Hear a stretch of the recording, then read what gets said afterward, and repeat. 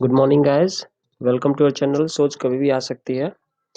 आज का पहला क्वेश्चन है कि जो कैग है, controller and auditor general of India, वो इज अपॉइंटेड बाय, वो किसका द्वारा अपॉइंट होता है? तो यहाँ पे चार ऑप्शन है जिसका सही आंसर है प्रेसिडेंट। तो ये कैग का जो फुल फॉर्म है वो भी आपको ध्यान में रखना है, controller and auditor general of India, ये भी पूछा जाता है। और इसको कौन अपॉइंट करता है? तो इसको अपॉइंट करते हैं हमारे प्रेसिडेंट। और कैग जो है वो अपनी कॉन्स्टिट्यूशन ऑफ इंडिया में आर्टिकल 148 टू 151 में मेंशन है। तो ये भी पूछा जा सकता है कि ये अपने कॉन्स्टिट्यूशन में आर्टिकल, किस आर्टिकल में मेंशन है? तो 148 से 151। और जो कैग होते हैं, जो इसमें ऑफिसर होते हैं, जैसे इस समय जो है CAG, current CAG of India जो है वो शशिकांत शर्मा है। वो 23 मई 2013 को अपॉइंट किए गए थे। तो इसमें ये इंपॉर्टेंट है कि ये शशिकांत शर्मा, जिनका आप पिक देख रहे हैं, शशिकांत शर्मा है इस समय कैग। तो काफी बार पूछा गया है, कई एग्जाम में पूछा गया है। और इनका जो रैंक होता है वो एक, जो स्टेटस होता है वो जज ऑफ सुप्रीम कोर्ट के बराबर होता है। तो ये भी आप अपने माइंड में रखिएगा। आइए नेक्स्ट क्वेश्चन मूव करते हैं। Haemoglobin is an important component of, ये आरआरबी एनटीपीसी 2012 में आया था कि haemoglobin is an important component of. तो आरबीसी दिया है, red blood corpuscles, white blood corpuscles, platelets, cytoplasm. तो इसमें से किस, जो हीमोग्लोबिन होता है वो किस में पाया जाता है?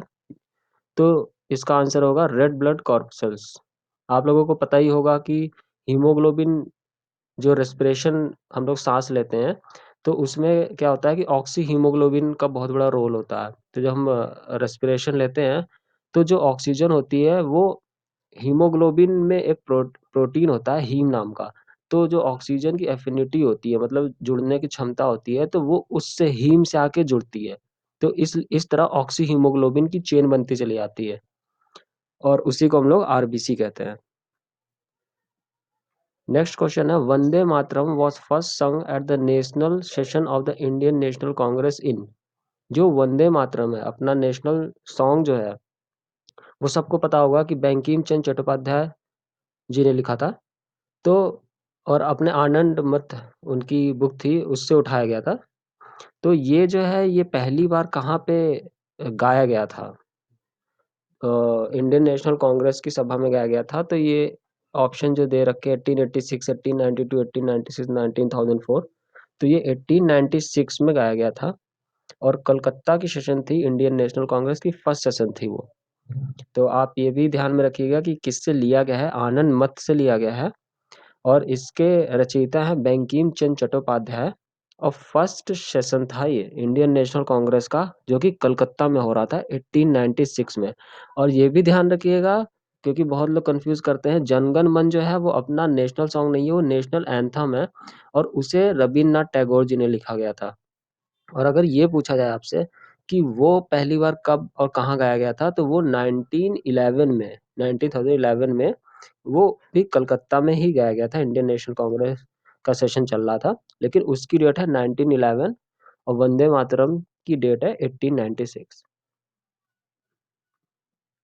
फिर हमारा नेक्स्ट क्वेश्चन है, जो गुड गार्ड्स का पहले एग्जाम हुआ था 2009 में, कि Shanti Swarup Bhatnagar award is given for, मतलब ये शांति स्वरूप भटनागर अवार्ड किस फील्ड के लिए दिया जाता है? तो इसका answer outstanding contribution to science and technology, science and technology के लिए ये दिया जाता है। तो आपको ध्यान में रखना है कि शांति स्वरूप किस लिए दिया जाता है।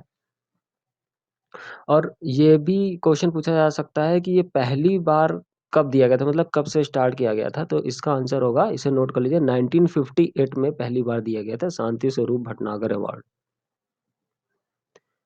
फिर हमारा नेक्स्ट क्वेश्चन है, 10 डिग्री चैनल इज बिटवीन, जो 10 डिग्री चैनल करके एक एरिया है, वो किन के बीच लोकेटेड है? तो ये है लिटिल अंडमान, एंड आप उसमें देख सकते हैं फिगर में, little Andaman and car Nicobar, ये बे ऑफ बंगाल में है।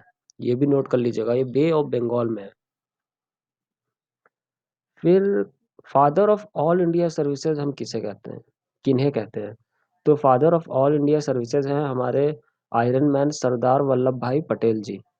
और इसी से रिलेटेड आपके लिए क्वेश्चन है, आप कमेंट बॉक्स में आंसर इसका दीजिएगा।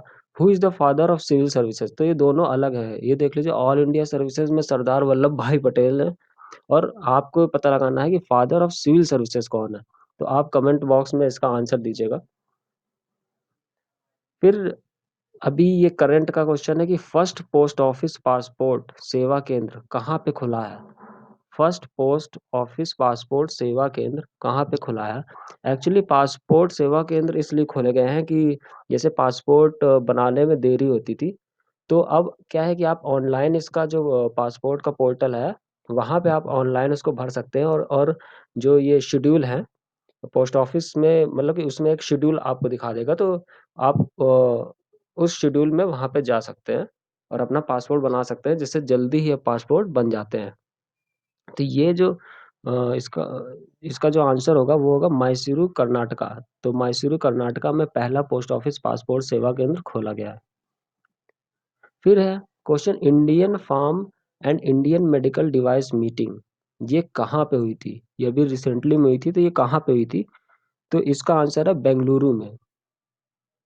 और इसे जो स्पॉन्सरशिप करा था वो फिक्की ने किया था। तो ये international pharma and Indian medical device meeting है, ये बेंगलुरु में हुई थी।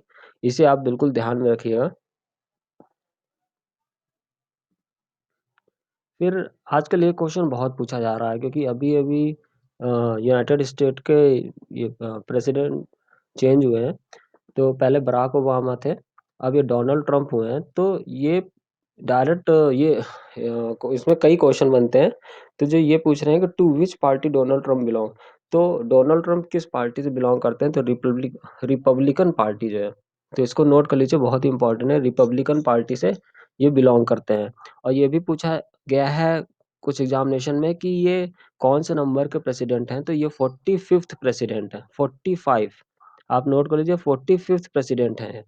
और पहले ये एक बिजनेसमैन और सफल टेलीविजन पर्सनैलिटी भी थे, और काफी रिच वहाँ के धनवान व्यक्ति हैं। और एक क्वेश्चन और बहुत पूछा जा रहा है कि इनकी जो वाइफ है उनका क्या नाम है। तो आप फिगर में देख सकते हैं कि ये जो इनकी वाइफ का नाम है मिलेनिया ट्रम्प। मिलेनिया ट्रम्प जिनमें ये पॉइंट हो रहा है, ये है मिलेनिया ट्रम्प। और इनकी जो डॉटर है वो है इवेंका ट्रम्प। तो आपको इन दोनों नाम को भी नोट डाउन कर लेना है, मिलेनिया ट्रम्प उनकी वाइफ और इवेंका ट्रम्प उनकी डॉटर। फिर ब्लैक कार्बन, अभी अभी ब्लैक कार्बन पाया गया है हमारे एक शहर में, जो एक लिमिट होती है पोल्यूशन की, उससे ज़्यादा ब्लैक कार्बन पाया गया है। तो वो हमारे किस स्टेट में पाया गया है। तो ये हमारे कोच्चि केरला में पाया गया है, और बहुत ही अधिक मात्रा में पाया गया है, एटलीस्ट 4 to 5 टाइम्स अधिक मात्रा में पाया गया है। तो इसके लिए अब गवर्नमेंट कुछ अपनी तरफ से कुछ कोशिशें करेंगी इसको रिड्यूस करने के लिए। तो आप हमारे चैनल को सब्सक्राइब कर सकते हैं, और कमेंट कर सकते हैं अगर किसी क्वेश्चन में आपको प्रॉब्लम हो। हमारी पहली सीरीज में हम एक गलती हो गई थी कि उसमें जो जापान की डाइट है, वहाँ की पार्लियामेंट को हम लोग डाइट कहते हैं, तो उसको शोरा उसमें दिखा दिया गया था। वो एक्चुअली शोरा जो है वो अफगानिस्तान की है। तो आप ये रट लीजिए कि जापान की जो पार्लियामेंट हाउस है उसे डाइट कहा जाता है। So thank you, or subscribe our channel, and please comment your if you have any doubt in your mind, please comment in your inbox. We will try to uh, reply you as soon as possible. Thank you.